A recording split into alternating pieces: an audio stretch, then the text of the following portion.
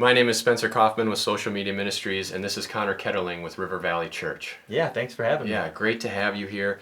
What is the difference between an apostle and a disciple, specifically when it comes to Christians being an apostle or a disciple of Jesus? Like we know of the 12 apostles or 12 disciples, and Yeah. then Paul was called the Apostle Paul. But what's the difference in those terms today? Yeah.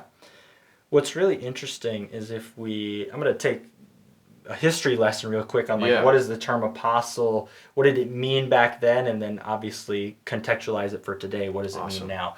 So in the Roman Empire, apostles were people that were placed from Rome to go and bring culture to the lands that were conquered. So that's you were an apostle of Rome or an Okay. apostle of this culture. And so you were quite literally a culture setter. You were somebody that brought a culture and a way of life to a group of people, and you effectively culturize them into a certain way. Now, Interesting. in the biblical terms, we have apostles that are quite frankly doing the same thing. They are bringing the culture of the kingdom of God. And it's not to diminish that there's a spiritual aspect of apostleship, which we can talk about in a second. But there is a level of that this person, you have the 12 apostles or disciples, and you have Paul the apostle, and you have James and other people in the early church, that they're really living out this apostolic ministry because they are culturally changing the environment. They are bringing the kingdom culture to say, this is what it means to be a follower of Jesus. This is what God wants instituted on this earth through the establishment of the church. They are being apostles and really culturally evangelizing and ministering to and changing the different areas that they are a part of. So a missionary traveling to another place in the world, bringing the gospel, would be an apostle. They're changing that, hopefully changing that culture, that village, that tribe. I would say they can be. I think that it's that we see that as an anointing or a gifting and really an opportunity for people to operate in that. That not everybody that does that necessarily is an apostle, but you can be. That there are people with apostolic anointings and So that's like a level up, so to not speak. yeah, I mean kind of in a way, but I think of it more as like just because I go to a new city as a Christian doesn't mean I'm an apostle. Right. So you have to be trying to change that culture, bringing the gospel, trying to get people to become disciples, then you would be an apostle. Yeah, and I think we use the term apostle now, as more of a prestigious or honorable. If we're looking at it literally, to say, hey, I'm an apostle. I'm somebody who I'm changing the culture of my neighborhood or things like that. Again, great. There's different. We ascribe, maybe levels up or layers for people, just because that's how we might culturally relate. But there are obviously pastors who have apostolic anointings. Okay. A pastor who really does have an apostolic heart to lead and to change and to bring an overwhelming sense of change. So it's more of a gifting. I think it can be, yes. Okay. I think it can be.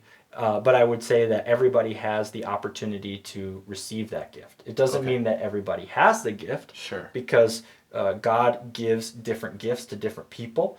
And we see that evidenced in 1 Corinthians chapter 9. We see about the gifts of the Spirit. And there's obviously anointings for people to lead pastorally, through teaching roles, through apostolic ministry. So there's different ways that God can pour himself out to us and how we can lead.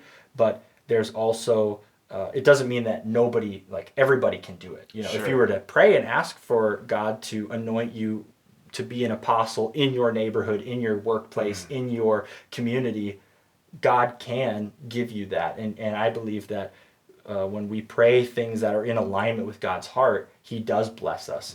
So if we prayed, God, give me a heart that says I want to bring change to my community, or I want to bring change to my city politics, or I want to bring change, and I want to bring your kingdom culture. I want to bring your will to be done on this earth.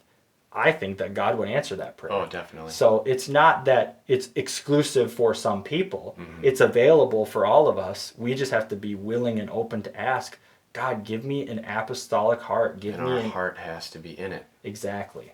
So, how can we be apostles and representatives and culture carriers and culture changers more than just people who are Christian and we live in my community and I'm a good citizen and I say hi to my neighbors? But there's a difference of, like the Apostle Paul. He went and he planted churches all around the Mediterranean, all around Israel, all around the known world at that time. And his goals were to get to Rome and get to Italy. So he's saying, I want to bring this change. I have this calling and this anointing and this feeling from God that says, I want to affect more than just individuals. I want to bring changes to cities. Yeah. We see that in through Ephesus that we read about in Acts, where the city's in an uproar because of how Paul and Timothy have brought this cultural change where people are stopping to buy idols.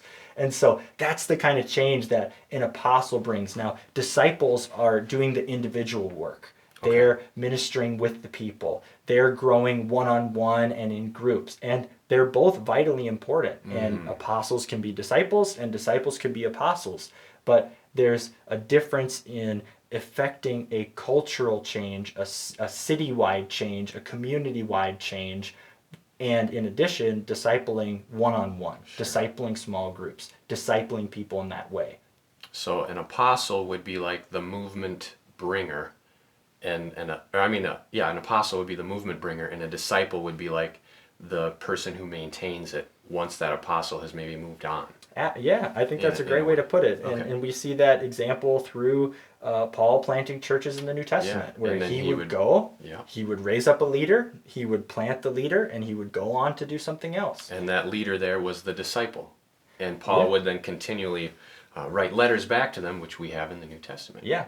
Okay, cool.